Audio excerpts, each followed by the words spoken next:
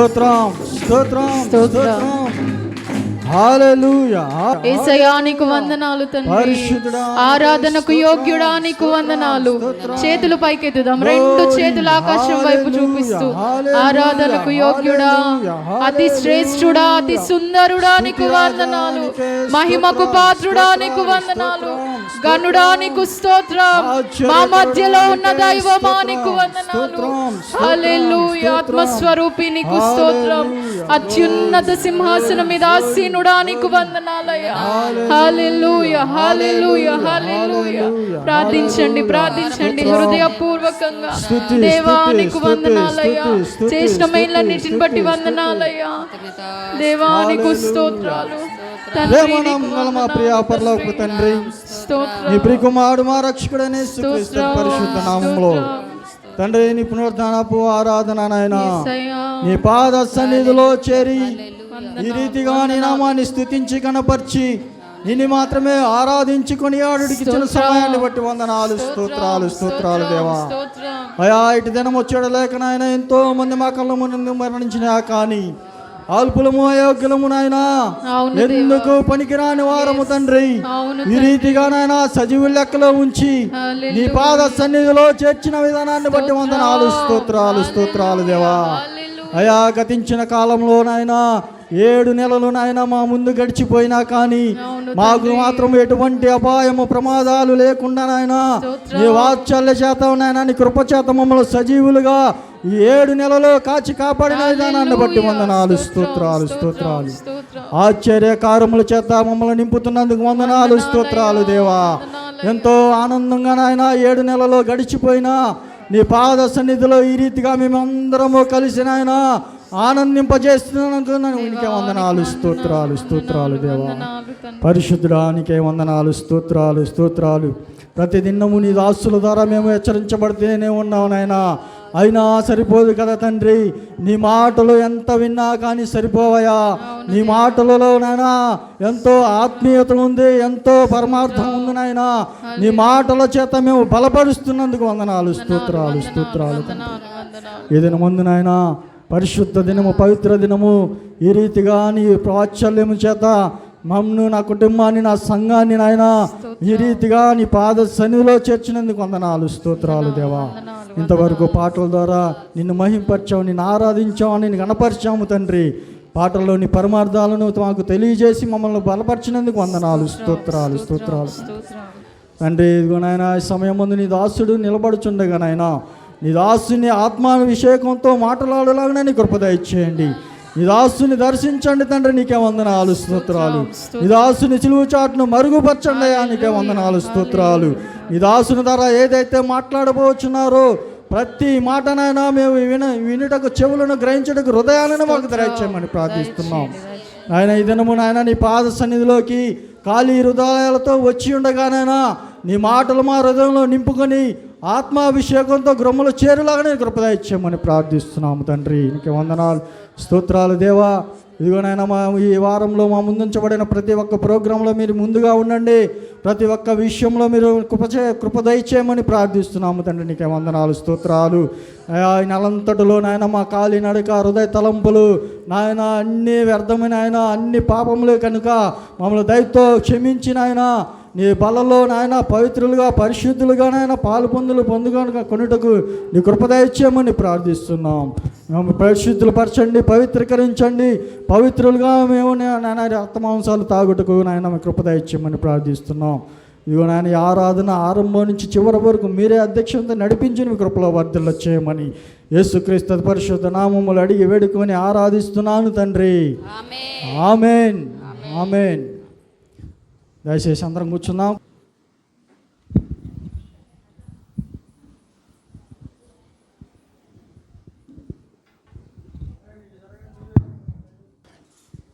ప్రభునందు ప్రియమైన సహోదరి సహోదరులందరికీ నా హృదయపూర్వకమైన వందనాలు.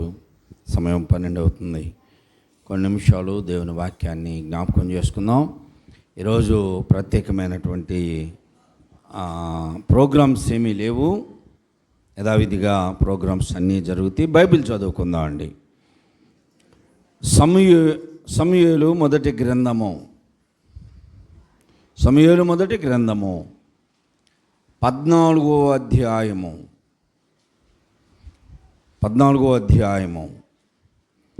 1 నుండి 4 వచనాలని అందరూ బైబిల్ తీయండి, చదువుకుందాం.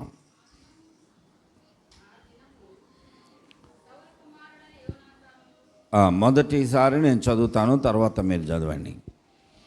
సమూయేలు మొదటి గ్రంథం 14వ అధ్యాయము మొదటి 4 వచనాలని చదువుతున్నాను, చూడండి. ఆ దినము సౌలు కుమారుడైన యోనాతాను తన తండ్రితో ఏమియో చెప్పక తన ఆయుధములను మోయో పడుచువానిని పిలిచి, అవతలనున్న ఫిలిష్తీయుల దండు కావలి వారిని హతము చేయపోదము రమ్మనెను. సౌలు గిబియా అవతల మిగ్రోనులో దానిమ్మ చెట్టు క్రింద దిగి ఉండెను. అతని యొద్దనున్న జనులు దాదాపు 600 మంది.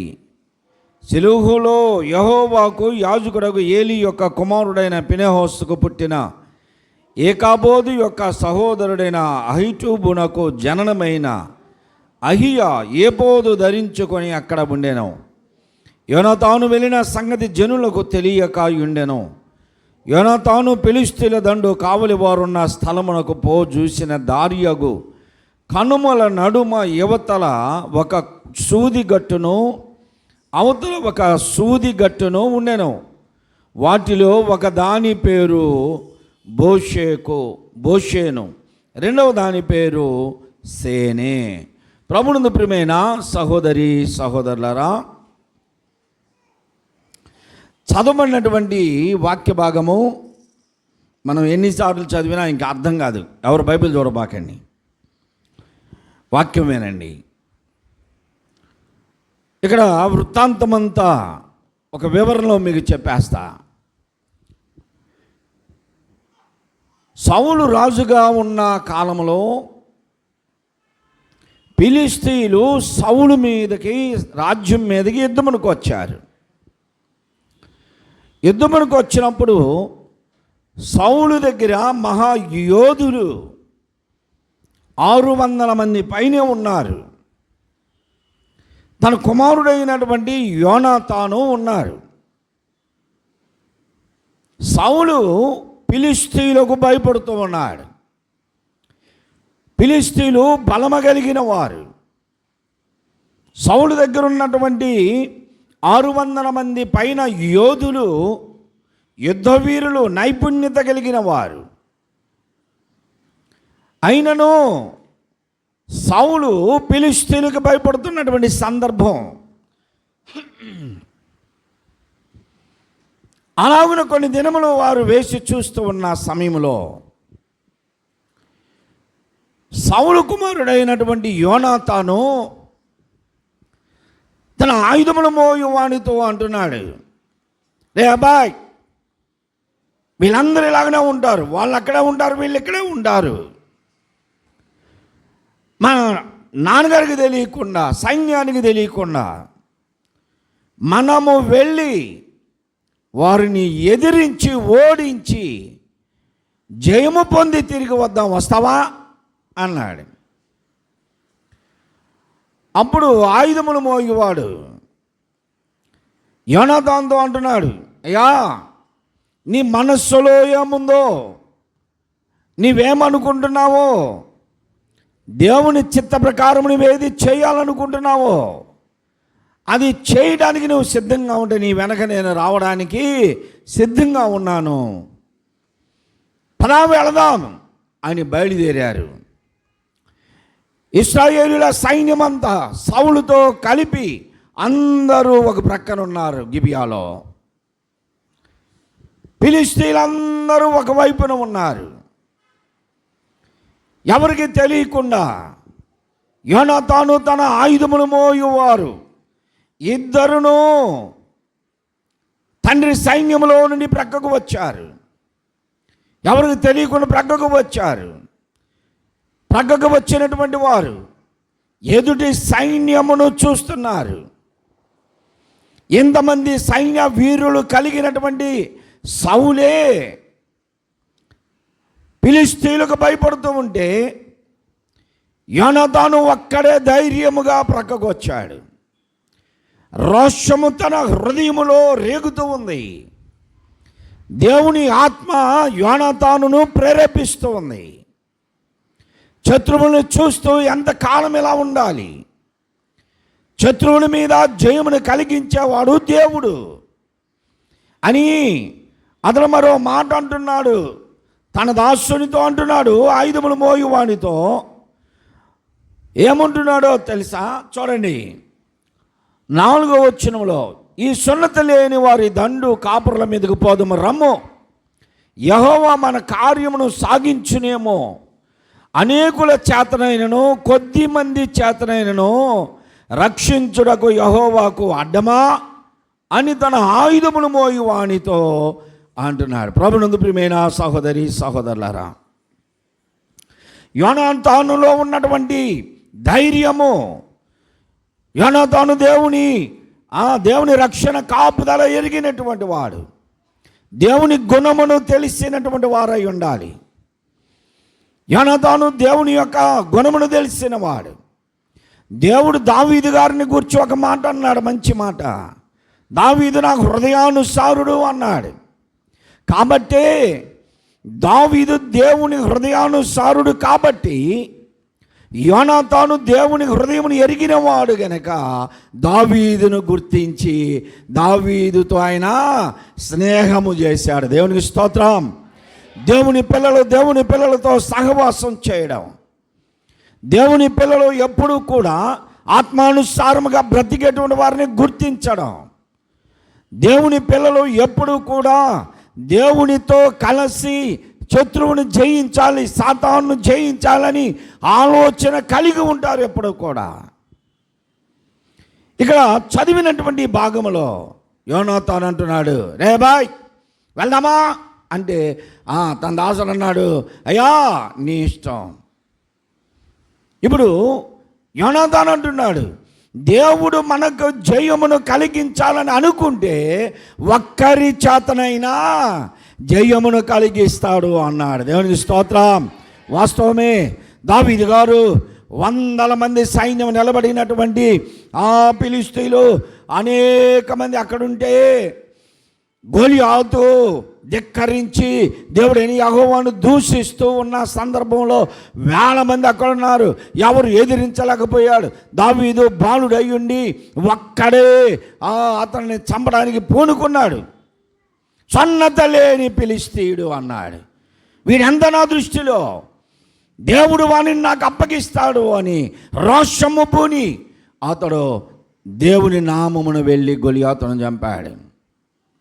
ఈ విషయాలన్నీ కూడా యోనాతాను ఎరిగిన వాడు గనక, ఇదిగో మనకి దేవుడు విజయమును కలిగించాలి అనుకుంటే కొద్దిమంది గుంపు 100 మంది గుంపు అయినా కుదరదు, వారితో కూడా చేయొచ్చు చేయకపోవచ్చు, ఒక్కరు వెళ్ళినా సరే దేవుడు విజయాన్ని కలిగిస్తాడు, వెళ్దాం పదా అని బయలుదేరారు.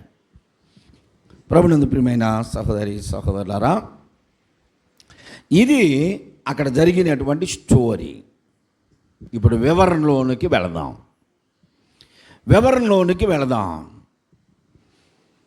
ఇశ్రాయేలీలకి ఫిలిష్తీయులకి ఎప్పుడు కూడా యుద్ధములే.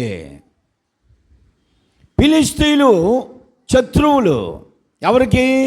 దేవుని పిల్లలైన ఇశ్రాయేలీలకి శత్రువులు. ఇప్పుడు ఇశ్రాయేలీలతో పోల్చబడింది క్రైస్తవులు, విశ్వాసులు అంటే ఎవరు?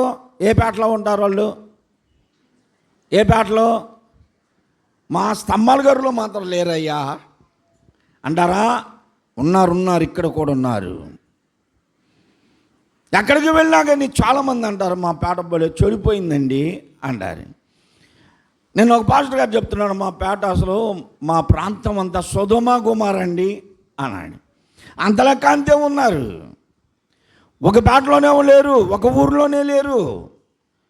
యేసు ప్రభువు చెప్పాడు, మనుష్య కుమారుని దినములు ఎలా ఉంటాయి అంటే లోతు దినముల యందు ఎలాగుండెనో మనుష్య కుమారుని దినముల యందును అలాగునే ఉండును. ఎక్కడ? ఒక ప్రాంతమా? గుండ్రులోనా? మరో ప్రాంతమా? మరో దేశమా? కాదు కాదు, భూమి మొత్తం మీద. లోతు దినముల యందు ఎలాగుండునో మనుష్య కుమారుని దినం యందు అలాగనే ఉంది. విశ్వాసులనే వారు అన్ని స్థలములలో ఉన్నారు. భూమి అందంతటా వ్యాపించిన ప్రజా సంఖ్యలో విశ్వాసులు ఉన్నారు. లేరనుకోకూడదు. నీవు నివసిస్తున్న ప్రాంతంలో ఉన్నారు.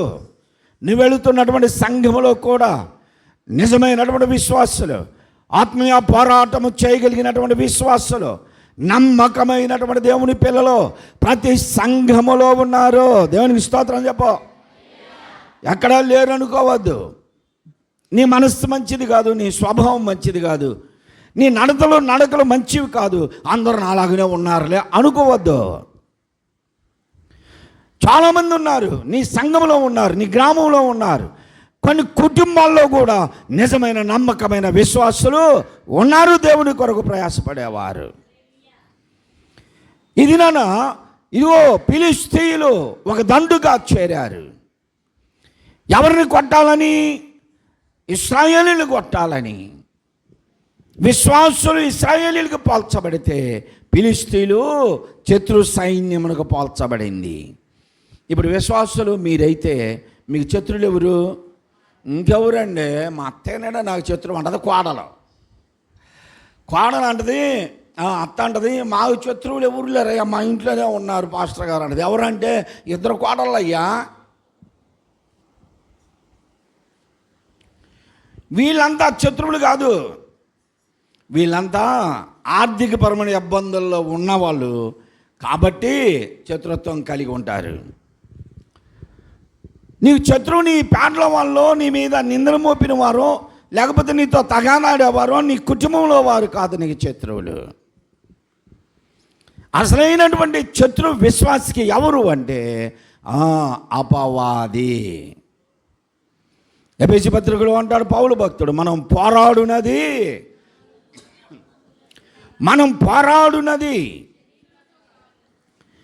కుటుంబీకులతో కాదు, మనం పోరాడునది మన వీధిలో వాళ్ళతో కాదు, మనం పోరాడునది మన గ్రామంలో వారితో కాదు, మనం పోరాడునది మన ఫెలోషిప్లో ఉన్న వాళ్ళతో కాదు, మనం పోరాడునది మరొక సామాజిక వర్గంతో కాదు, మనం పోరాడునది ప్రభుత్వాలతో కాదు, మనం పోరాడునది దేనితో అంటే మన శత్రు సమూహం ఉంది, ఆ సమూహంతో పోరాడాలి. వాళ్ళు ఎవరు అంటే మనం పోరాడున్నది శరీరులతో కాదు, అసలు శరీరం కలిగిన వాళ్ళతో కాదు, శరీరం లేని వాళ్ళతో పోరాడాలి. శరీరం లేని వాళ్ళు ఎవరున్నారు?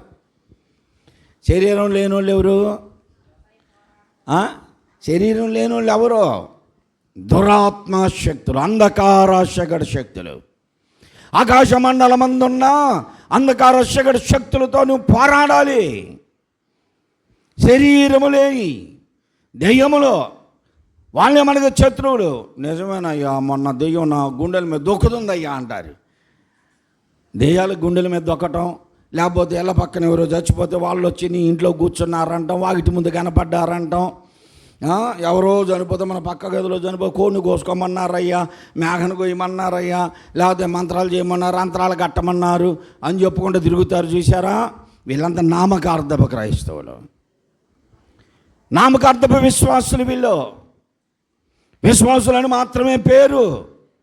మేము వెళ్ళేది పెద్ద సంఘం అయ్యా అని చెప్పుకున్నా, చిన్న సంఘం అయినా ఆచారాలు పాటిస్తూ లోక సంబంధమైనటువంటి ఆ ఆచారాల్లో మునిగిపోయినటువంటి వారంతా పిశాసులే. వీళ్ళే పిశాసులు.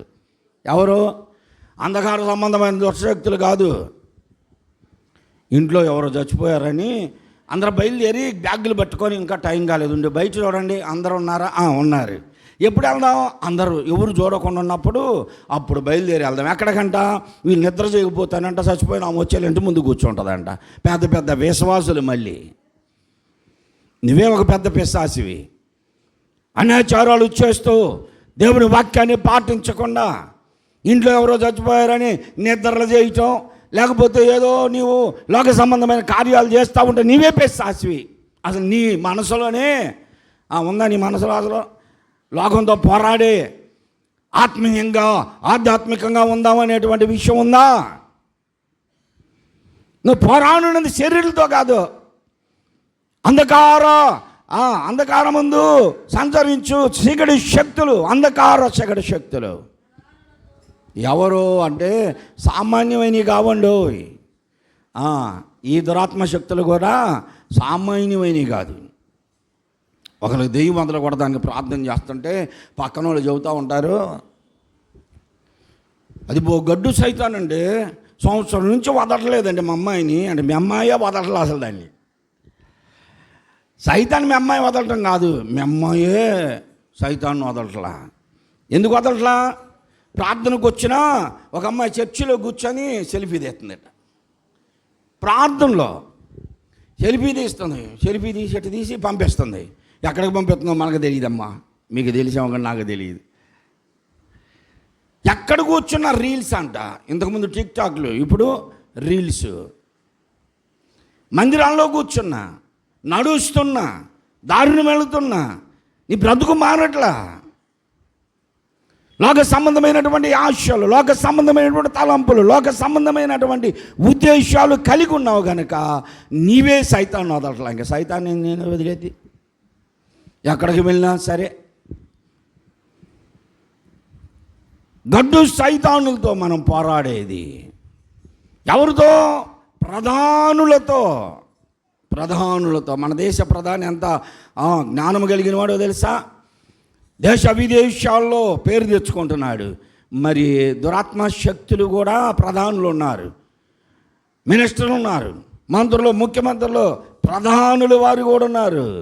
మనం పోరాడున్నది సామాన్యులతో కాదు, దుష్ట శక్తులతో పోరాడబోతున్నావు. నువ్వు చేసే ప్రార్థన బలము, నువ్వు చిన్న ప్రార్థన చేస్తూ ఉన్నావు అనుకో, నామకార్థంగా ప్రార్థన చేస్తే నీ పక్కన నిలబడ్డ దురాత్మ ఏం చేసేదంటే సార్లు ఆపు అని నిద్రపుస్తే ఇంక నిద్రపోతున్నావు అనుకో, చెప్తాడు, హలో ఎవర్రా మాట్లాడేది అంటే నేనండి అంటే లూసిఫర్ గారు మాట్లాడుతుంటాడు. అక్కడ లూసిఫర్ మాట్లాడుతూ ఉంటాడు. ఏమైంది అంటే ఓరగా నిద్రపోయిందండి. అసలు వాక్యం బిగిన్ చేయటం ఆలస్యం, వెంటనే నిద్రపోయిందండి. మరి పక్కన ఉన్నవాడు సంగతి ఏంటంటే వాడు ఫోన్ చూసుకోమని చెప్పేసా నేను. వెంటనే ఇక కూర్చొని మందిరంలో కూర్చొని ఐపీఎల్ చూసుకుంటున్నాడు అండి వాడు అని కూడా నవ్వుకుంటా. వాడు 6 కొడితే ఎక్కడ అంటున్నాడండి. మందిరంలో 5 అందరూ దేవుళ్ళు ఎవరు లేరండి, ఊరకు చూస్తున్నట్టే ఉన్నారు. కానీ చూపు మాత్రం పాస్టర్ గారి మీద పెట్టాం. కానీ వాళ్ళ మనసులన్నీ నేను తీసుకొచ్చానండి. దేని మీద తీసుకొచ్చాం? రేపు సోమవారం సీటు కట్టాలా, రేపు ఎల్లుండే డ్వాక్రా కట్టాలా, వడ్డీలు కట్టాలా, ఇంటెద్ది కట్టాలా, ఇవాళ 3వ తారీఖు 4వ తారీఖు అని వాళ్ళ మనసులను బయటికి తెచ్చాం. మరి చూపు ఎక్కడ ఉంది అంటే చూపు ఎక్కడా? పాస్టర్ గారిని చూస్తున్నట్టు ఊరిని చూస్తున్నట్టే ఉంచారు, కానీ ఆలోచనలు ఎటో వెళ్ళిపోయినాయి. పర్వాలేదు, నువ్వు మంచి పని చేసావురా అంటాడు. ఒకవేళ ఎవరన్నా కొద్దిమంది బలంగా వాక్యం విందామని కూర్చున్నారనుకో, ఈ పక్కన నా సైతానికి వల్లగా అట్లా నిద్రపో అన్నా నిద్రపోవట్లా, తలంపులు బయటికి తీసుకురా అంటే బయటికి రావట్లే. వీళ్ళు వాక్యం వింటున్నారంటే సరే నువ్వు రా, నీకు చేతగానోడివి ఇంకొకరిని పంపిద్దాం రాని బలమైనటువంటి ఇంకొకరిని పంపిస్తాడు. వాడికి కూడా వల్ల కాలేదనుకో, పంపించిన వాళ్ళందరికీ వల్లగాల. నువ్వు ఆత్మీయంగా ఆనందిస్తూ ఉన్నావు దేవునిలో, ఆత్మీయంగా దేవుని ఆరాధిస్తూ నీ మనస్సు దేవుని మీద లగ్నం చేస్తూ ఉంటే ఆఖరికి ఎవరు వస్తారో తెలుసా? వాడే దిగుతాడిక, లూసిఫర్ దిగుతాడిక. మీ ఎవరికి చేతకాలం నేను వస్తున్నా ఉండండి అంటాడు. వచ్చి ఇంటికి బాగానే పెడతాడు. సరే ఇక్కడ ఏదో బలంగా ఉన్నారు కానీ ఇంటికి రాను. గుడి నుండి పోయి గొడవలు పడేవాళ్ళు ఎంతమంది లేరు ఇళ్ళలో? లేరా? అదొక మెసేజ్ ఉందిలే, అదొక మెసేజ్ ఉంది. గుడి నుండి వెళ్ళి గొడవ పడుతున్నావా అనే మెసేజ్ ఇంకోటి ఉంది. అది తర్వాత ఇంటికి వెళ్ళగానే నువ్వు వచ్చే లోపల ఇంట్లో వాళ్ళు రెడీ కూర్చొని ఉంటాడు. ఒక ఆయన అయితే పాపం ఆమెను తిట్టడు. ఆమెను తిడితే మరి ఏం చేసింది నాకైతే తెలియదు. కానీ తిట్టడం ఎవరిని తిడతాడు? ఎవడే వాడు ఇప్పుడు దాకా నిన్ను ఉంచినాడు గుళ్ళో అంటాడు. అంటే ఎవరిని? పాస్టర్ గారిని. ఇప్పుడు దాకా ఉంచాడు నిన్ను గుళ్ళో వాడు. ఏమనంటే మళ్ళీ ఏదో ఒకటి వేస్తుంది అనమాట. అందుకని వెంటనే దూరుతాడు. బలమైనటువంటి ప్రధానుడితో మనం పోరాడబోతున్నాం. ప్రధానుతో పోరాడేది విశ్వాసే. నీ విశ్వాస సంబంధమైనటువంటి పోరాటం మనుషులతో కాదు, బలమైనటువంటి వారితో పోరాడబోతున్నావు. నామకార్థమైన జీవితం, ప్రధానులు గెలవలేవు నీవు. నామకార్థపు ప్రార్థన, నామకార్థపు క్రైస్తవ జీవితం, నామకార్థపు నీ భక్తి జీవితం ప్రధానులను గెలవడానికి సరిపోదు. బలమైన యోధులు కావాలి, బలమైన యోధులు. ఈరోజు నీ కుటుంబం క్షేమంగా ఉంది, నీ సంఘం క్షేమంగా ఉంది అంటే నీ సంఘంలో అందరూ ఆత్మీయులని కాదు, అందుకని అందరూ అవిశ్వాసులని కూడా కాదు. నీ కుటుంబంలో అందరూ అవిశ్వాసులని కాదు, నీ కుటుంబంలో అందరూ బలమైన యోధులని కాదు. ఒక్కరు ఉన్న ఆ ఒక్కరి ద్వారా నీ సంఘాన్ని కాపాడుతున్నాడు, ఆ ఒక్కరి ద్వారా నీ కుటుంబాన్ని కాపాడుతున్నాడు. దేవునికి స్తోత్రం. ఆ ఒక్కరు నీవెందుకు కాకూడదు? నీ కుటుంబం రక్షణ కొరకు ఆ ఒక్కదాను నీవెందుకు కాకూడదు? ఆ ఒక్కడు నీవెందుకు కాకూడదు? నీ సంఘము నీ మీదే. చాలామంది అంటారు, వాడు పోతే సంఘం బాగుపడిద్దిరా అంటారు. కొంతమంది పేటల్లో కూడా అంటారు, వీడి పేటకి దరిద్రం రా అంటారు. ఆ పేటకి వాడు పోతే బాగుపడిద్ది, ఆ కుటుంబం వాడు పోతే బాగుపడిద్ది, వాడు పోతే సంఘం బాగుపడిద్ది అంటారు. అలాగే నీ ఉండబట్టే ఆ కుటుంబం కాపాడబడుతుంది, నీ ఉండబట్టే దేవుని కృప సంఘం మీద ఉంది, నీ ఉండబట్టే గ్రామానికి దేవుడు క్షేమాన్ని ఇస్తున్నాడని ప్రజలు ఎందుకు అనుకోలేకపోతున్నారు? అలాంటి జీవితం ఎందుకు జీవించట్లేదు? ఏమన్నా తానంటున్నాడు, పదా వెళ్దాం అంటే సరే పదయా వెళదాం అన్నారు. సౌలు మాత్రం దండుతో వాళ్ళు ఎప్పుడు వస్తారు రెడీగా ఉండండి రా అంటే అందరు బాణాలు పట్టుకొని ఉన్నారు, అందరు ఖడ్గాలు పట్టుకొని ఉన్నారు, అందరు ఆయుధములు రెడీ చేసుకొని ఉన్నారు. అప్పుడు యోనాతాను తన ఆయుధములు మోయేవాడు అక్కడికి వెళ్ళి దండు వారికి కనపడదాం మనం. దండువారు దూరముగా ఉన్న శత్రు సైన్యం దండుకు కనపడదాం మనం. ఈయన అంటున్నాడు, ఇప్పుడు పనివాడితో చెబుతున్నాడు, రే బాయ్ మనం వెళ్ళి దండు వారికి కనపడదాం. వాళ్ళు ఒకవేళ మీరు అక్కడే ఉండండి, మీ దగ్గరికి వచ్చి మీ అంతు తేలుస్తాము అన్నారు అంటే దేవుడు వారిని మనకు అప్పగించట్లేదు, మనం వెళ్ళిపోదాం. మీరు మా దగ్గరికి రండి అన్నారు అంటే దేవుడు మనల్ని వారిని మనకి మన చేతులకు అప్పగిస్తున్నారు, ఇదేరా అని ప్రార్థన చేసి ప్రభువా ఇదిగో మా తలంపిదయ్యా, వారే మా దగ్గరికి వస్తే మేము వెంట తిరిగి వెళ్ళిపోతాం, వారు మమ్మల్ని రమ్మంటే మేమే వెళతాం, నువ్వు వారిని మా చేతికి అప్పగిస్తావు అని మేము నమ్ముతున్నామని ప్రార్థన చేసి వెళ్ళి పర్వతం మీదకి వెళ్ళి దండుకు కనపడ్డారు. దండులో ఉన్నటువంటి వారంతా అదిగో సౌలు కుమారుడు యోనాతాను అరుగో అంటే అలర్ట్ అయిపోయారు, ఫిలిష్తీయులందరూ అలర్ట్ అయిపోయారు. ఇప్పుడు వారు సవాల్ చేశారే, మీరు మా దగ్గరికి రండి, మీ అంతు తేలుస్తాం, వస్తావా నువ్వు మా దగ్గరికి మా దగ్గరికి రా, మీ అంతు తేలుస్తాం అన్నారు. ఇప్పుడు యోనాతాను దేవుడు స్తుతించాడు, దేవుని స్తుతించాడు, ప్రభువా ఇదిగో సొన్నత లేని ఫిలిష్తీయులను మా చేతికి నువ్వు అప్పగిస్తున్నందుకు నీకు వందనాలయ్యా అన్నాడు. ఇప్పుడు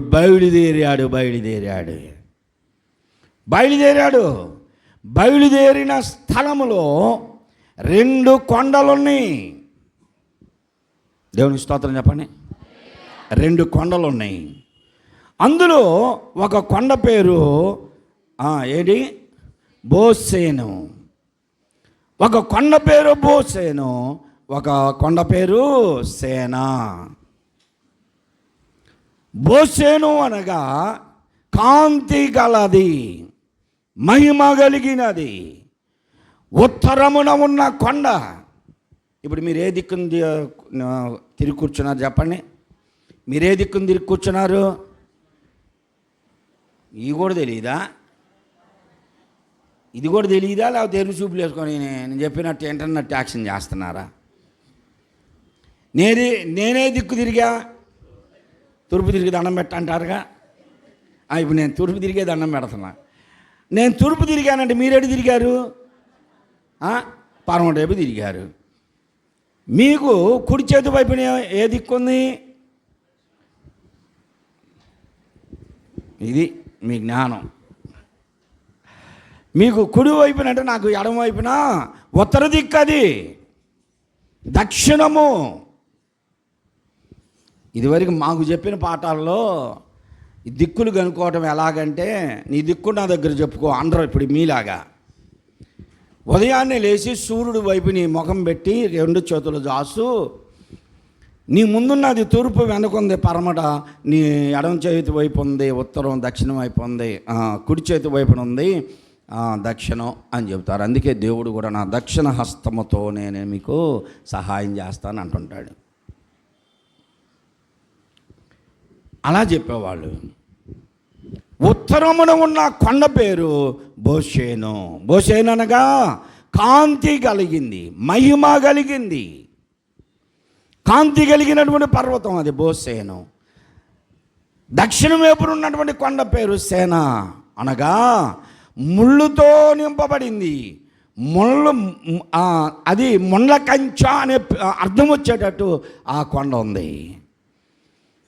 ఇప్పుడు యోనాతాను తన ఆయుధములు మోయువాడు, ఇద్దరును ఎక్కడున్నారంటే దక్షిణ వైపు కొండ మీద ఉన్నారు. విశ్వాసి ఇప్పుడు ఎక్కడున్నాడు? యోనాతానుతో పోలబడిన విశ్వాసులు దక్షిణ వైపు ఉన్నటువంటి పర్వతం మీద ఉన్నారు. ఇది ముళ్ళుతో కూడినటువంటి పర్వతం. ముళ్ళు శ్రమలకు సాదృశ్యం, కష్టాలకి సాదృశ్యం. ముళ్ళు శ్రమలు, ఇరుకులు, ఇబ్బందులు, కష్టాలు విశ్వాసాన్ని అంటి పెట్టుకొనే ఉంటాయి. నీవు వాటి మీదే ఉన్నావు, వాటిలోనే ఉన్నావు. యెహెజ్కేలు ప్రవక్తతో అంటాడు, నరపుత్రుడా, నీవు బ్రహ్మదండి చెట్లలోనూ గచ్చ పొదలలోనూ నీవు ఉన్నావు అన్నాడు 2వ అధ్యాయంలో.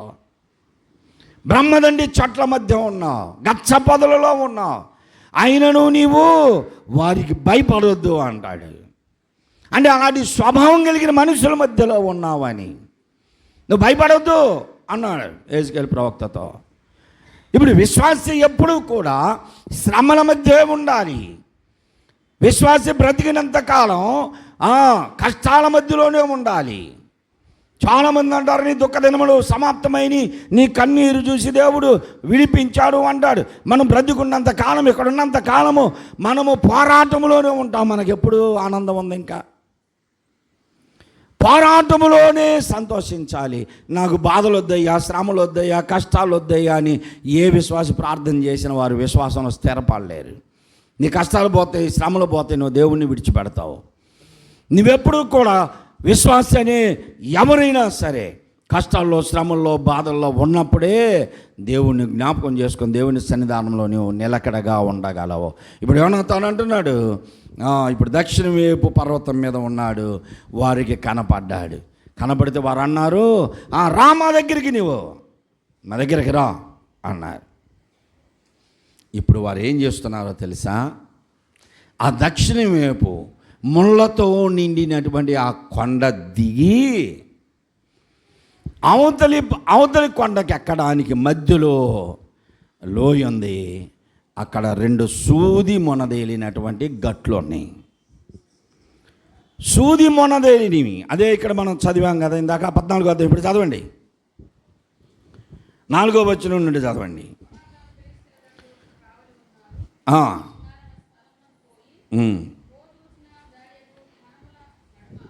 వీరు పోజూసిన దారి, ఏ దారిలో వీరు వెళ్ళాలనుకున్నారో ఆ దారి కనుమల నడుమ యువతల ఒక సూది గట్టును, అవతల ఒక సూది గట్టును ఉండేను. దేవుని స్తోత్రం చెప్పండి. అది తినొచ్చారా? తినకపోయినా నిద్ర వస్తుందా? లేకపోతే తిన్నా నిద్ర వస్తుందా? అలిసిపోయి నిద్ర వస్తుందా? లేకపోతే ఆలోచన వల్ల నిద్ర వస్తుందా? అందరు నిద్రపోట్ల, ఒకళ్ళు అంతే ఉంటారు, ఒకళ్ళు ఇద్దరు. ఈసారి నుంచి ఒక దెబ్బలం కాల్చిపెట్టి ఇక్కడ నా దగ్గర, ఎందుకంటే నాకు అనుభవం అది.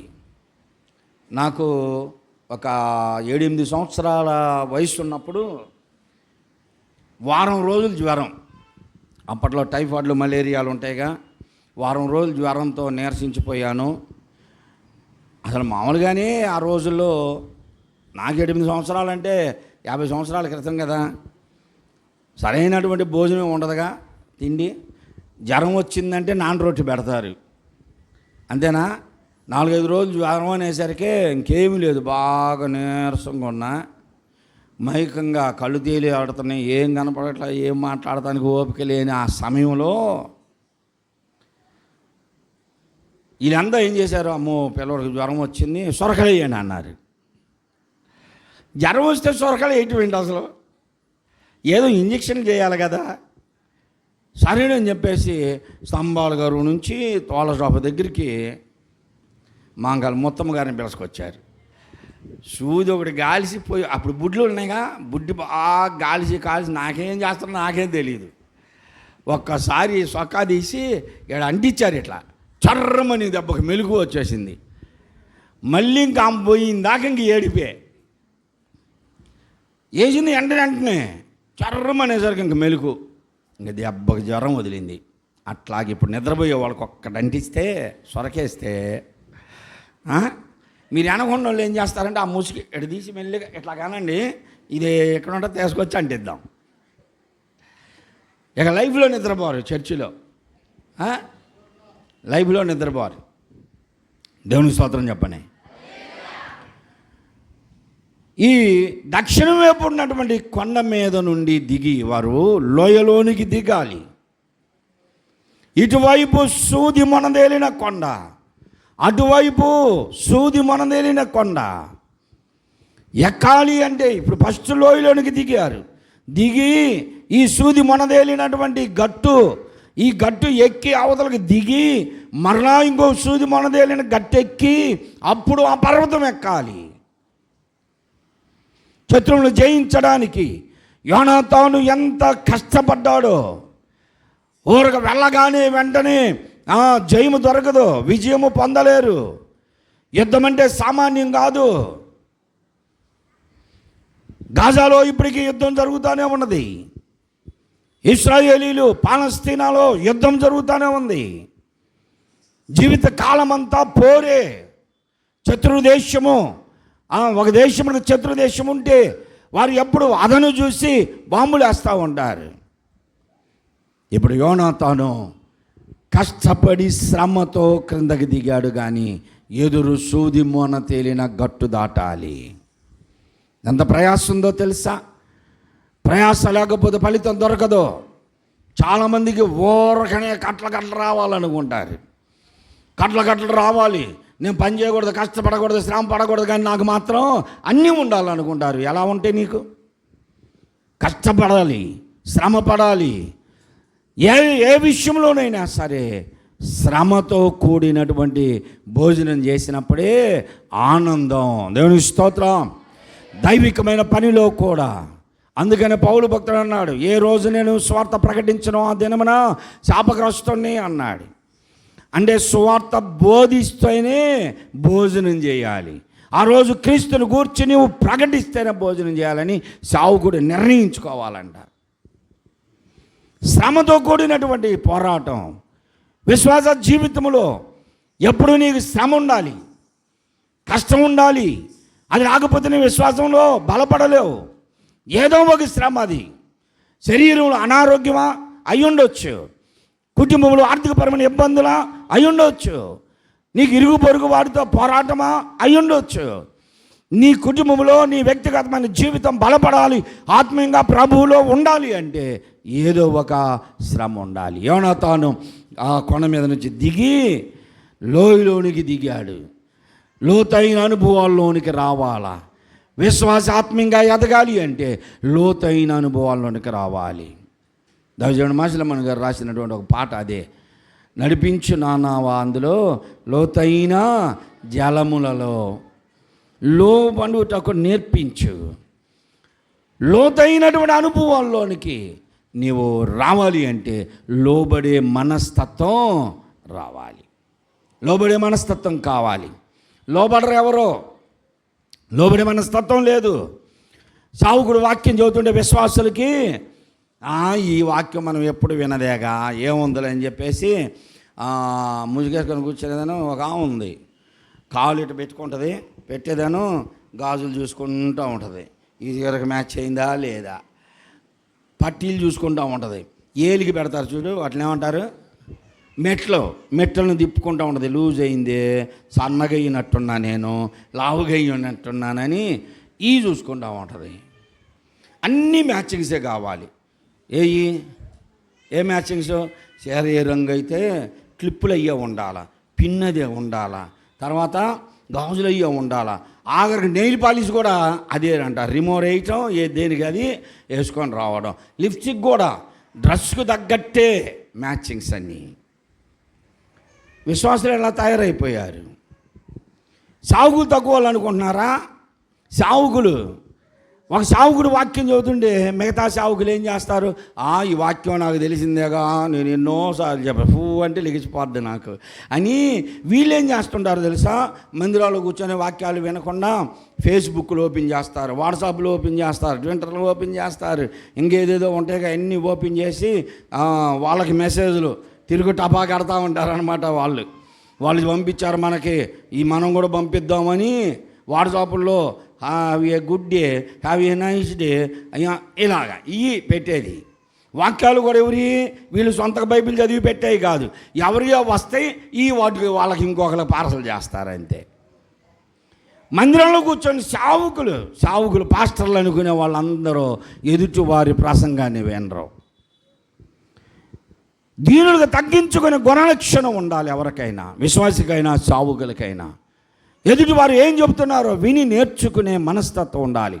అందుకని దేవుడు యోనాతాను యుద్ధంలో జయము పొందాలి అంటే ఇప్పుడు ఏం చేయాలైనా? ముళ్ళతో ఉన్న కొండను దిగాడు, కిందకి లోయలోనికి వచ్చాడు. ఇప్పుడు అవతలకి దాటడానికి సూది మొనదేలిన కొండ ఉంది. సూది మొనదేలిన కొండ, సూది బెజ్యములో, యెరూషలేములో సూది బెజ్యములో ఒక ద్వారం ఉంది. యెరూషలేముకు చుట్టూ ఎన్ని ద్వారాలు ఉన్నాయని చదువుతాం మనం బైబిల్లో, చెప్పండి. యెరూషలేముకి ఎన్ని ద్వారాలు? 12. మరి ఎందుకు భయపడతారు? వాస్తవంగా మీరు చెప్పేది. 12 ద్వారాలు ఉన్నాయి. మెయిన్ ద్వారం ఒకటి ఉంటుంది పెద్దది. ఆ మెయిన్ ద్వారం సాయంత్రం అయ్యేసరికి క్లోజ్ చేసేస్తారు ఆ ద్వారాన్ని. ఆ డోర్ క్లోజ్ చేస్తే బయట వారు ఎవరు లోపలికి రావడానికి వీల్లేదు. ఒకవేళ ఎవరైనా యెరూషలేము నివాసులైతే, వినండి, యెరూషలేము నివాసులైతే, యెరూషలేము కాపురస్తులైతే వారు పొరపాటుగా ఆ సమయానికి రాలేకపోతే, సమయం దాటిన తర్వాత వస్తే ద్వారపాలకులు వారు లోపలుండే వారే యెరూషలేము గ్రామస్తులే అని తెలుసుకుంటే చిన్న డోరు ఉంటుంది. చిన్న డోరు, ఎంత డోరు ఉంటుంది, ఆ డోర్లో దానికి సూది బెజ్యములు అనే పేరు. ఆ చిన్న డోరుకి సూది బెజ్యములు. ఆ బెజ్యములో నుండి, ఆ చిన్న డోర్లో నుంచి ఈ శాస్త్రులు, పరిసయ్యులు, ప్రధాన యాజకులు ఎవరైనా సరే యెరూషలేములోనికి సొంత వారు లోపలికి వెళ్ళాలా. వెళ్ళే సమయంలో వాళ్ళు ఏం చేయాలి? ఇప్పుడు ఈ చిన్న డోర్లో నేను పడతాను దాంట్లో, ఇంత పెద్దగా ఉంటే పడతానులే, మొత్తం కాదు, కొంచెం ఉంటుంది, ఇంతే ఉంటుంది. అందులో వెళ్ళాలి అంటే వీళ్ళకి తలపాగాలు ఉంటాయి. తలపాగా ఇంట్లోకి పోయిన దాకా దిగకూడదు యాజకులు. ఇప్పుడు ఏం చేయాలి వాళ్ళు? తలపాగా దిగకూడదు, అందులో పట్టాలా. ఏం చేయాలా? అక్కడికి వచ్చేసరికి తల వంచాల. తల వంచడమే కాదు, ఒళ్ళు కూడా వంగాల. వాళ్ళకి ఉంచడం, వంగడం, లేకపోతే ఒదిగి ఉండడం వారికి ఇష్టం ఉండదు. పైగా వారు ఒంటి మీదే వస్తారు, ఒంట్ల మీద వస్తారు. అప్పుడు ప్రయాణాలు ఒంట్ల మీదేగా. ఆ ఒంటి మీద కూర్చొని ఒంటితోనూ లోపలికి వెళ్ళాలి ఇప్పుడు వాళ్ళు. అందుకని ఏం చేస్తారు తెలుసా? ఒంటిని మోకరింపజేసి యెరూషలేములో ఆ ద్వారం నుంచి లోపలికి వీళ్ళు మాత్రం టీవీగా ఉండాలా, అంతే ఉండాలా. నాకు తెలిసినప్పుడు రిక్షా బండ్లు ఉన్నాయి, ఇప్పుడు మీకు ఆటోలు, కార్లు అన్నీ ఉన్నాయిగా. కంకరగుంట గేట్ అనేది చాలా హైట్ ఉంటుంది. కొంతమంది బాడుగు మాట్లాడుకొని అందులో వస్తూ ఉంటారు. అక్కడికి వచ్చేసరికి బాగా బక్క పలసన ఆయన బండి దొక్కుతూ ఉంటే లోపల ఉన్న వాళ్ళు కూడా దిగి బండి నెట్టి గట్టి మీదకి వెళ్ళినాక మళ్ళీ ఎక్కి కూర్చుంటే వస్తారు వాళ్ళు. కొంతమంది ఏం చేస్తారంటే కాలు మీద కాలు వేసుకొని కూర్చుంటారు. రిక్షాలో కూడా అట్నే కూర్చుంటారు. పాపం తిప్పలు పడితే లేగలేక ఆ బ్రిడ్జిల మీద లాగుతూ ఉంటే ఇంకెవరో చూసిన మీలాంటి వాళ్ళు మంచి వాళ్ళు ఉంటే వాళ్ళు ఒక చేసి నెడతారు. వీళ్ళు ఇప్పుడు ఆ ఒంటి మీద నుంచి కిందకి దిగారు ధనవంతులు. ఎవరు? యెరూషలేములో ఉన్నవారు. లోపలికి వెళ్ళాలంటే ఒంటినే మోకరింపజేసి అది మోకాళ్ళ మీద నడుచుకుంటా ఆ సూది బెజ్జంలో కష్టపడుతూ బయటికి వెళ్ళాలి. అందుకని యేసు ప్రభు చెప్పింది, ధనవంతుడు పరలోక రాజ్యం చేరాలి అంటే ఒంటి సూది బెజ్జంలో దూరుట సులువు అని ఎందుకన్నాడు అనుకున్నారు ప్రభు? ఈ సూది బెజ్జం తెచ్చి దాంట్లో ఒంటిని దూరటం అని కాదు. యెరూషలేముకు ఉన్నటువంటి సూది బెజ్జం అనే ద్వారంలో ఒంటె చాలా సులువుగా వెళ్ళిద్ది. అది ఎంత కష్టపడ్డా కానీ అక్కడికొచ్చేదానికి దాని గోపురం తగిలిద్ది ద్వారానికి, మరలా వెనక్కి వస్తుంది. తెల్లారిందాక వాళ్ళు బయటనే ఉండాలి. వెళ్ళలేరు అందులోనికి. నువ్వు దిగి నడిచెళ్తే వెళ్ళొచ్చు. నీ తల మీద ఉన్నటువంటి ఆ కిరీటం తీసేస్తే వెళ్ళగలవు, తల వంచితే వెళ్ళగలవు, వంగితే వెళ్ళగలవు. నువ్వు ఏదైనా నేర్చుకోవాలి అంటే విధేయత కావాలి, వినయం కావాలి, నువ్వు లోపలి మనస్తత్వం కావాలి. యోనాతాను దిగి సూది మొనదేలిన కొన్న ఆ గట్టులు ఎక్కి దిగి మరలా అది ఎక్కి ఇప్పుడు ఉత్తరం వైపున ఉన్నటువంటి ఆ పర్వతం ఎక్కుతున్నాడు. దేవునికి స్తోత్రం చెప్పండి. ఇప్పుడు చదవండి, ఇంకా మిగిలింది 5వ వచనం.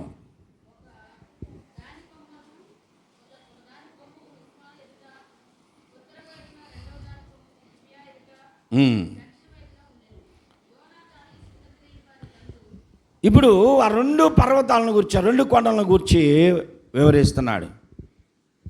దక్షిణ వైపు ఉన్నటువంటి ఆ కొన కొమ్ము అంటారు పైన శిఖరాన్ని, అది దక్షిణ వైపు ఉన్నదేమో ఉత్తరం వైపు తిరిగి ఉంది. ఉత్తరం వైపున ఉన్నటువంటి ఆ కొండ శిఖరమేమో దక్షిణ వైపు తిరిగి ఉంది. అంటే 2 కొండల శిఖరాలు ఎలా ఉన్నాయంట? 2 ఒకదానికి వ్యతిరేకంగా ఉన్నాయి. 2 దీనివైపు అది, దానివైపు ఇది. పౌలు భక్తుడు అన్నాడు, ఆయన రోమపత్రికలో అంటాడు పౌలు భక్తుడు, శరీరముకు ఆత్మకును ఎప్పుడు విరోధమే. శరీరం ఆత్మకి ఎప్పుడు విరోధమే. ఆత్మ నీలోనే ఉంది, కానీ శరీరము ఆత్మకు విరోధముగా పోరాడుతూ ఉంటుంది. మంచి చేయి చూసిన నాకు చెడు చేయ కనిపించుచున్నదేమి?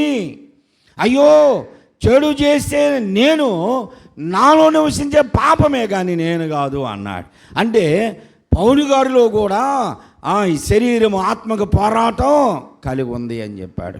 ఆత్మీయ విశ్వాస జీవితాల్లో ఎప్పుడు కూడా నీ శరీరం నీ ఆత్మీయ జీవితానికి వ్యతిరేకంగానే ఉంటుంది. నీ శరీర క్రియలో, నీ తలంపులు, నీ ఉద్దేశములు, నీ ఆలోచనలు, నీ ప్రవర్తన ప్రతిదీ కూడా ఆత్మీయ జీవితానికి విరోధమే.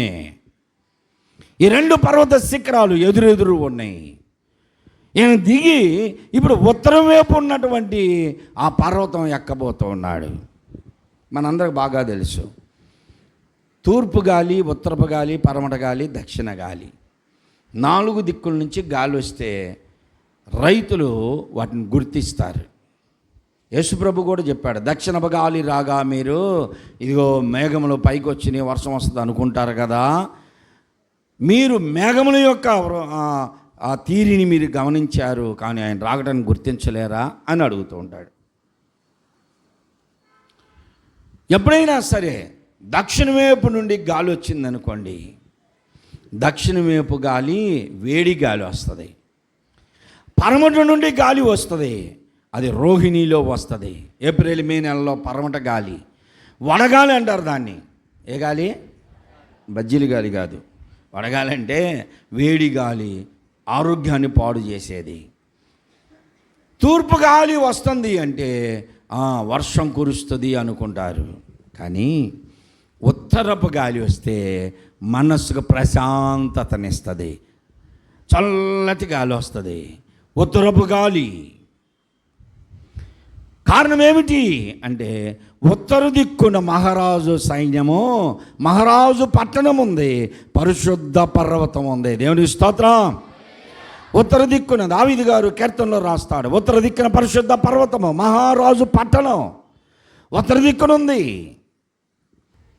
ఉత్తరం వైపు ఉన్నటువంటి ఆ పర్వతం, దక్షిణ వైపు ఉన్నటువంటి పర్వతం ముళ్ళతో కూడుకుంది.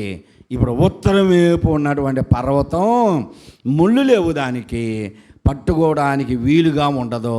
ఆ పర్వతం ఎక్కాలంటే బోడిగా ఉంటుంది పర్వతం. దాన్ని బోడి కొండ అంటారు. ఉత్తరం వైపు ఉన్నటువంటి పర్వతం బోడిగా ఉంటుంది. ఆ పర్వతం ఎక్కాలి అంటే పర్వతారోహణలు కూడా కష్టమే. ఒకవేళ తాడు వేసుకొని ఎక్కాలంటే నిలువుని ఎక్కాలి. ఇప్పుడు వీరు అనుకోకుండా వచ్చారు ఇక్కడికి, పర్వతం ఎక్కుతున్నారు. ఎలా ఎక్కుతున్నారంట తెలుసా?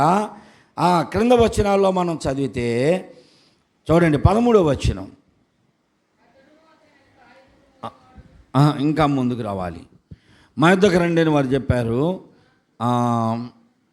యోనాతానును అతని ఆయుధములు మోయువారును పిలిచి, మేము మీకు ఒకటి చూపించము రండి అని చెప్పినప్పుడు వారు వచ్చారు.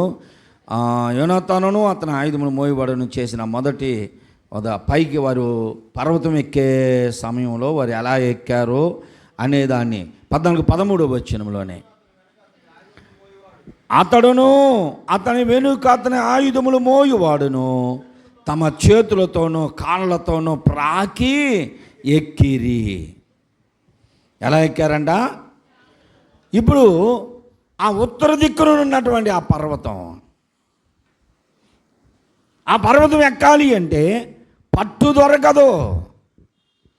వీరి దగ్గర తాళ్ళు లేవు, ఎక్కాలి. ఇప్పుడు ఆ పర్వతం ఎక్కితేనే దేవుడు వారిని వీరి చేతికి అందించేది. ప్రయాసపడి ఎక్కుతున్నారు. ఎలా ఎక్కుతున్నారంటే వారు కాళ్ళతోనూ చేతులతోనూ పాకి ఎక్కుతున్నారంట, త్రాగుతున్నారు. అంటే కొండ చిన్నదా ప్రాకి ఎక్కుతున్నారు. పైకి ఎక్కి క్రిందకు చూస్తే లోయే, పడితే అవుట్. ఇక అయినా సరే వారు ధైర్యము విడిచిపెట్టలేదు, ప్రయత్నం విడిచిపెట్టలేదు. వారు ప్రయాసకు తగిన ప్రతిఫలము దేవుడు ఇస్తాడని నమ్మారు. సున్నత లేని ఫిలిష్తీయులను దేవుడు మన చేతికి అప్పగిస్తారని నమ్మారు. కాబట్టి వారు ఇప్పుడు కాళ్ళతోనూ చేతులతోనూ ప్రాకుతున్నారు. ప్రభునందు ప్రియమైన సహోదరి సహోదరులారా, ఆధ్యాత్మిక జీవితంలో నువ్వు ఎదగాలి అంటే నీ జీవితంలో కష్టాలు అనుభవించాలి, శ్రమలు అనుభవించాలి, శోధనలు జయించాలి. వీరిద్దరూ కాళ్ళతో చేతులతో ప్రాగుతున్నారు. ఒకసారి నేను కూడా కాట్బాల్ తీసుకొని పెట్టడం కొడతానికి వెళ్ళాం మా వాళ్ళతో పాటు. అప్పుడు తుఫాన్ నగర్ దాటితే ఇంక ఇల్లు లేవు అటువైపు అంతా.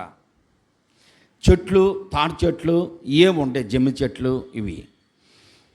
కాట్బాల్ తీసుకొని వెళతా ఉన్నాం. నేను మంచి గురిగాన్ని పెట్టను కొట్టా, దానికి తగిలింది, యాలబడ్డది కానీ చెట్టు కొమ్మ పట్టుకుంది. అది అంటే వాళ్ళు కొడితే బలంగా తగిలితే కింద పడిద్ది. నేనేం లోపల పాప భీతితో, పాపం చచ్చిపోద్దేమో మనకు దొరికిద్దా, చచ్చిపోద్దాం లూజు కొట్టా. ఆ కొట్టిన దెబ్బ నా ఏళ్ళు రాసుకుంటా పోయింది. సగం బలం ఇక్కడే పోయింది, దూక్కుపోయింది నాకు. దానికి తగిలింది కానీ అది పూర్తిగా చచ్చిపోవాలా. ఆ కాళ్ళతో కొమ్మ పట్టుకొని ఆలబడ్డది. ఇప్పుడు నా పక్కన వచ్చినటువంటి వాడు అంటాడు, నువ్వే కొట్టా, నువ్వే ఎక్కి తీసుకురాపో అన్నాడు. నాకు చేతనే పనులే ఇవన్నీ. చెట్టు ఎక్కడం రాదు, నీళ్ళల్లో పడితే 3వ రోజు తేల్తా, గజేతగాన్ని 3 రోజుల దాకా బయటికి రాను. చెట్టు ఎక్కడం రాదు, నీళ్ళలో ఈదటం రాదు, కానీ పెట్టను మాత్రం కొట్టి దాన్ని తెపో అన్నాడు. నువ్వే కొట్టావు, నువ్వే తీసుకురా అన్నాడు. ఆ మాం చూస్తే ఇంత లాభం ఉంది, ఎక్కడం తెలియదు. పొట్టతో పాగుతున్నా పైకి వెళ్ళి ఎట్లా కట్ట పైకి వెళ్ళేటప్పుడు బాగానే వెళ్ళాను, తీసుకున్నా, జేబులో పెట్టేదాన్ని. దిగేటప్పుడు కిందకు చూస్తే గుండె జల్లు మందిక. అంత ఎత్తు నుంచి అలా దిగాల. ఇప్పుడు ఎలా ఎక్కావాలో దిగిరా అంటున్నాడు. అలాగని పట్టుకొని దోగాడుతూ వచ్చా, జారుకుంటూ వచ్చా. ఆ చెట్టు మొత్తం దొక్కిపోయింది. ఒక పెట్టను కొట్టడానికి ఎంత శ్రమ. చేయి దొక్కిపోయిందా, కడుపు అంతా దొక్కిపోయిందా. ఈ మంట వారం రోజులైంది తగ్గల. చిన్న పెట్ట, దాన్ని తినడానికి అంత తిప్పలు పడ్డాం. శ్రమ లేకుండా ఫలితం దొరకదు. ఇప్పుడు వీరు ప్రాగుతున్నారు. నిటారుగా ఉంది ఆ కొండ. ఆ పర్వతాన్ని వారు చేతులతో కాళ్ళతో ప్రాగుతున్నారు. చేతులు అంటే క్రియలు, పాదములు కాళ్ళు నీ నడతలకి సాదృశ్యం. నీవు చేతులతో కాళ్ళతో ప్రాగి ఎక్కడం అంటే నీ క్రియలో నీ ప్రవర్తనలో అన్నిటిలో కూడా ఒక మార్పు రావాలి. ఉత్తర దిక్కునున్న పరిశుద్ధ పట్టణము, పరిశుద్ధ పర్వతం నువ్వు ఎక్కడానికి శ్రమలైంది, ఫలితం రాదు. అందుకే ఇదివరకు ఒక పాట పాడేవాళ్ళం కదా మనం, ఎక్కలేని ఎత్తైన కొండ ఎక్కించము నన్ను పరిశుద్ధ కొండ, ఎక్కలేని ఎత్తైన కొండ ఎక్కించము నన్ను పరిశుద్ధ కొండ, చాకని ప్రభు నీ మోము చూడా,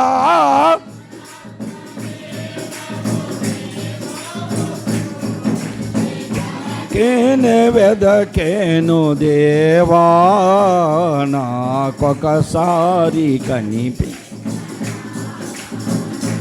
నీ కొరకేనే వెదకేను దేవా నాకొకసారి కనిపి రావా. ప్రభు మొర వినవా నీ కొరకేనే వెదకేను దేవా నాకొకసారి కనిపించరావా.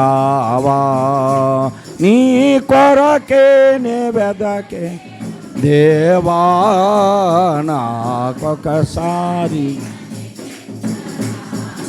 ఎక్కలేని పరిశుద్ధ కొండ అది. ఎక్కలేము మనం, కానీ ఎక్కాలి. వింటున్నారా? మనం ఎక్కలేని ఎత్తైన కొండ అది, కానీ ఎక్కాలి. కీర్తనకారుడు అందుకే అడుగుతున్నాడు, యెహోవా పర్వతమునకు ఎక్కదగిన వాడు ఎవడో? ఎవరు ఎక్కగలరు? ఎత్తైనటువంటి ఆ పర్వతం, ఉన్నతమైనటువంటి స్థితిలోనికి దేవుడు నిన్ను తన యొద్దకు చేర్చుకోవాలని, తాను సిద్ధపరిచినటువంటి పరిశుద్ధ స్థలములో నిన్ను ఉంచాలని దేవుడు ఆశ కలిగి ఉన్నాడు. అందుకే యోహాను సువార్తలో మనకు వాగ్దానం చేసి వెళ్ళాడు దేవుడు. వెళ్ళే సమయంలో, చిన్నమంద భయపడవద్దు, మీకు ఒక రాజ్యం ఉంది. చిన్నమంద మీరు భయపడవద్దు, నా తండ్రి యందు విశ్వాసం ఉంచారు, నా యందును విశ్వాసం ఉంచండి. నేను వెళ్ళి మీకు స్థలమును సిద్ధపరిచి నేనుండు స్థలములో మీరును ఉండులాగున మరలా వచ్చి నేను మిమ్మల్ని తీసుకొని వెళతానన్నాడు. దేవునికి స్తోత్రం. ఇటు వాగ్దానము చేశాడు దేవుడు మనకి. ఇటు వాగ్దానమును పొందిన మనము ఆ పట్టణము చేరాలి అంటే ఉన్నతమైనటువంటి స్థితి రావాలి. చాలామంది కలెక్టర్లు, ఎస్పీలు, లేకపోతే డిఎస్పీలు, లేకపోతే ఇలాగ పెద్ద పెద్ద హోదాల్లో ఉన్నటువంటి వారంతా వాళ్ళ సాక్ష్యాలు చెప్పినప్పుడు వినాలి. అట్టడుగు జీవితంలో నుండి ఎంత కష్టపడి వచ్చారో, ఎంత ప్రయాసపడి వచ్చారో. ఈ మధ్యకాలంలో ఒక ఐపీఎస్ అనుకుంటా ఆయన చెప్తున్నాను, నెల్లూరు డిస్టిక్లో వాళ్ళ అమ్మ అక్కలు వాళ్ళతో కలిసి అదే ఊర్లో భిక్షాటన చేశాడంట ఆయన భోజనం కొరకు. చివరికి అదే ఏరియాకి సీఎంకి అతను సెక్యూరిటీగా, అంటే ఒక డిఎస్పీ హోదాలో వెళ్తే అక్కడ ఉన్న వాళ్ళంతా అది మన ఇళ్ళ ముందు ఉంచున్నాడు కదా అని తేలిగ్గా చూశారంట. అయినా సరే నేను ఇప్పుడు ఒక ఆఫీసర్ని చూపించుకోవడానికి వెళ్ళాను నేను అని సాక్ష్యం చెప్తున్నాడు. ఒక ఉన్నతమైనటువంటి స్థితి నీకు రావాలి అంటే, ఉన్నత విద్యను అభ్యసించాలంటే ఒక విద్యార్థి కాపీలు కొడితే పాస్ అవ్వటం కాదు, కష్టపడి చదివి పాస్ అవ్వాలి. ఒక ఉన్నతమైనటువంటి స్థితిలోనికి నీ రావాలంటే అట్టడుగు నుండి నీ ప్రయాస, నీ ప్రయత్నము, నీ కష్టము తెలియాలి అందులో.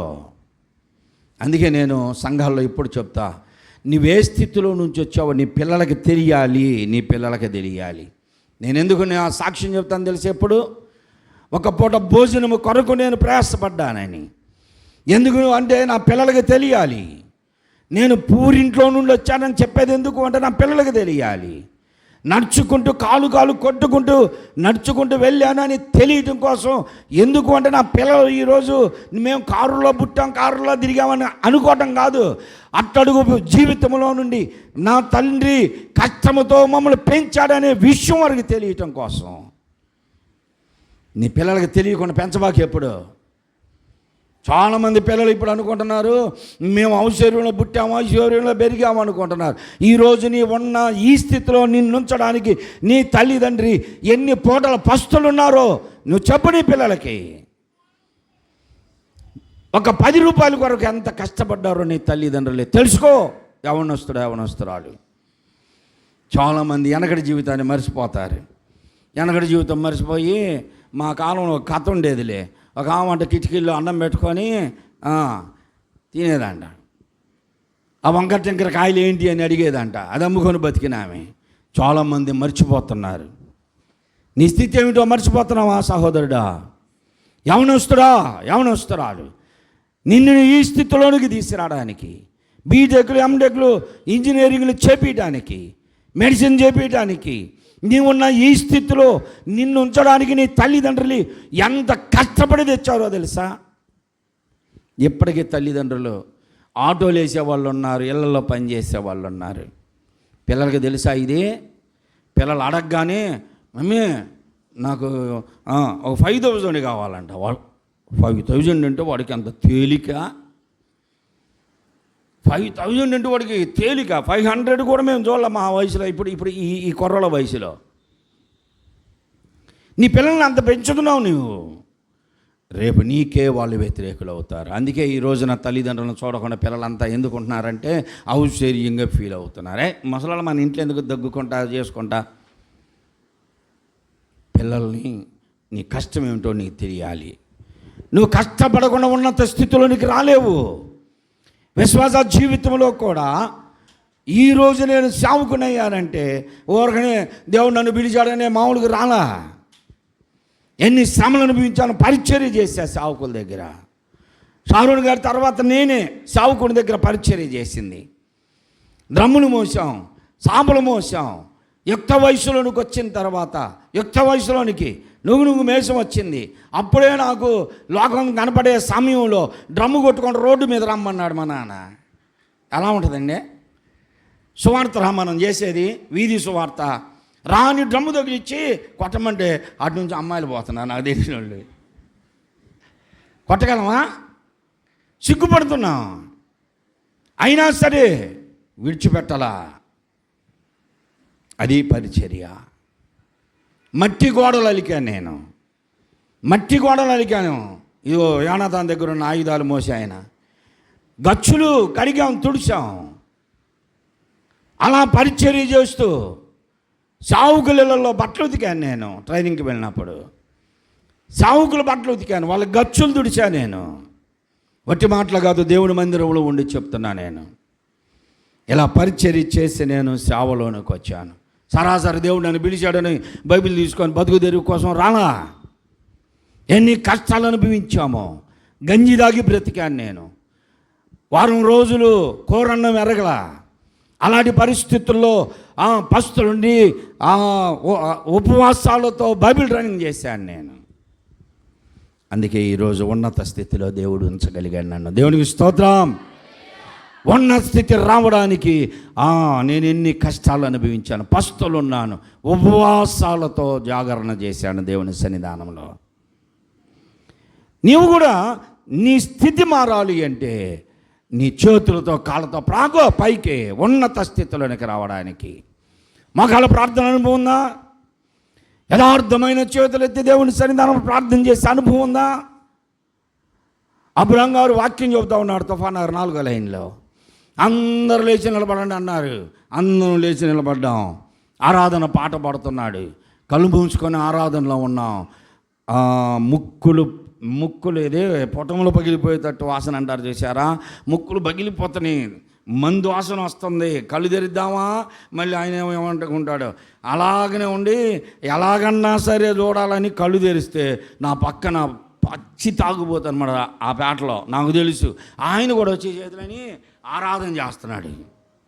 ఆమోజు గ్రంథంలో అంటాడు, త్రాగుబోతులు నన్ను గూర్చి పాటలు పాడుదురు అని. ఆ ఆరాధన దేవునికి యోగ్యమైంది కాదు. ఆరాధనకు యోగ్యుడే ఆయన. ఎవరి ఆరాధన ఆయనకి ఇంపైంది?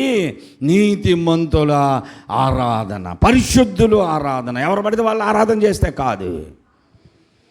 దేవుని సన్నిధానంలో నువ్వు దేవుని స్తుతించాలి, నీవు ఆరాధించాలి అంటే నీ జీవితం అంతా నీతిమంతులుగా, యథార్థవంతులుగా ఉండాలి.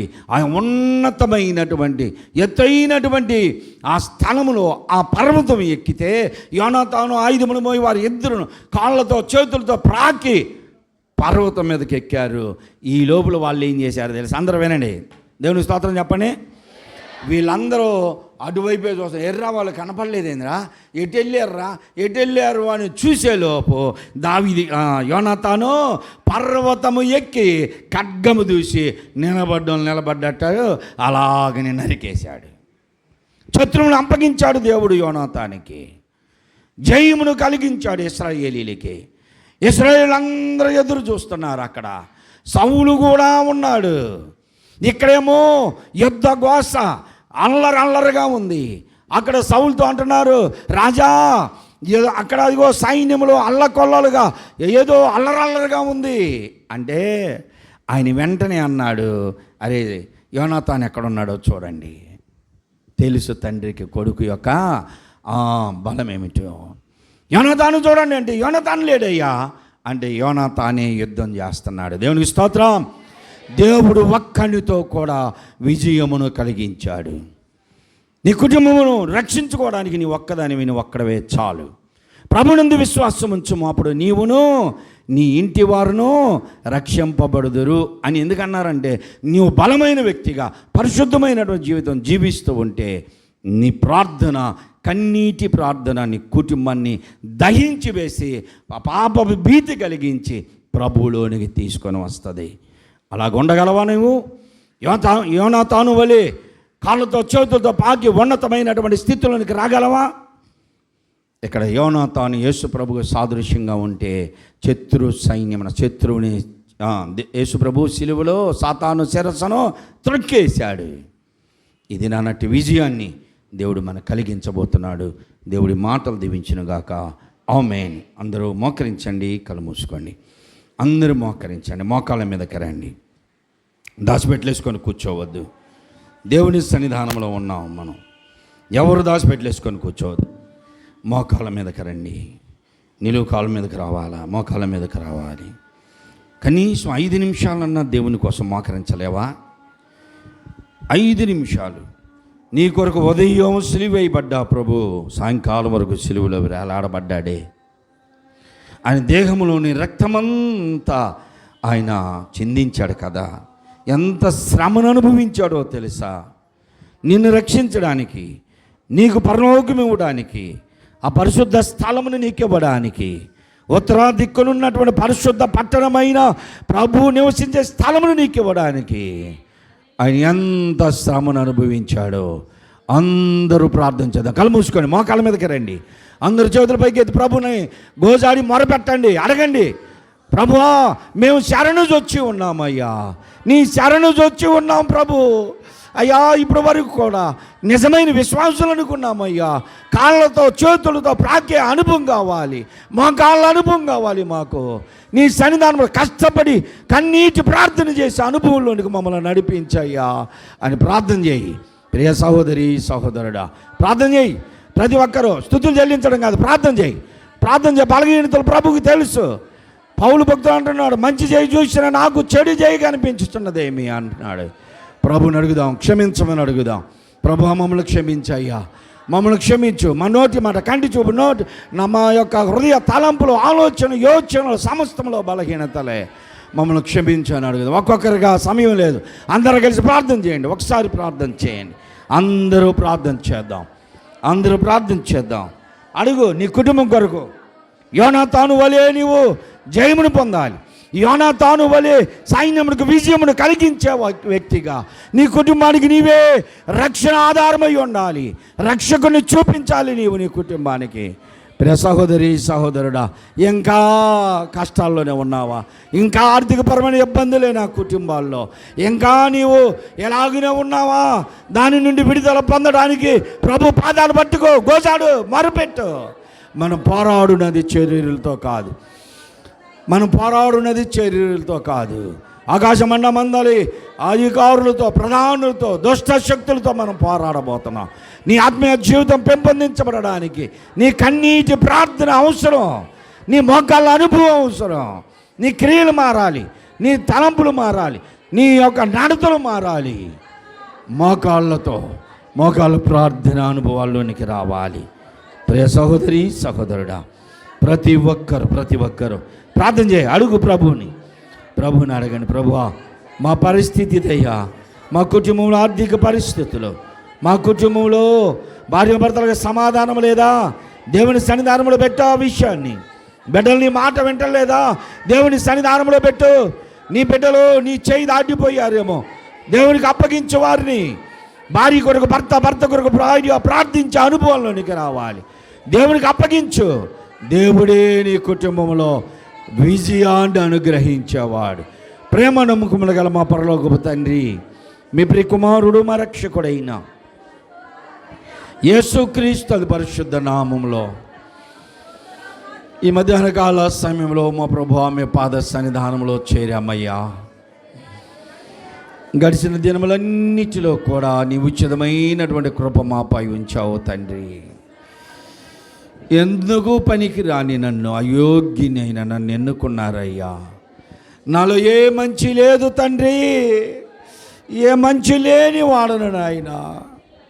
అయినా మీరు నన్ను ప్రేమించారు.